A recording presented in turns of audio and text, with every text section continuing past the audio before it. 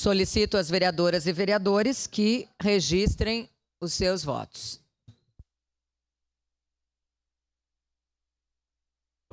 Eu voto não, senhora presidente. Vereadora Estela Balardim, registra o voto no microfone e vota não.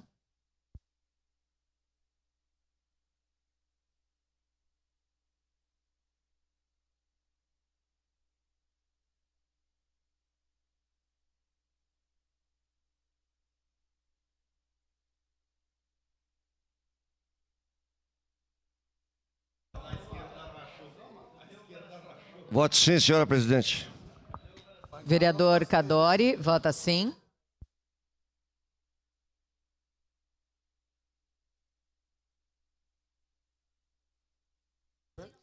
Encerrado o registro dos votos, encerrada a votação. A moção número 23/2024 foi aprovada por maioria das vereadoras e vereadores, com votos contrários de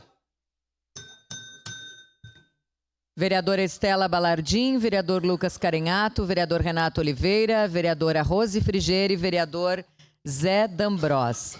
A ausência, vereadores Felipe Gremelmaier, Juliano Valim, Rafael Bueno, Sandro Fantinel, Wagner Petrini. Em licença saúde, vereadora Gladys Frisso.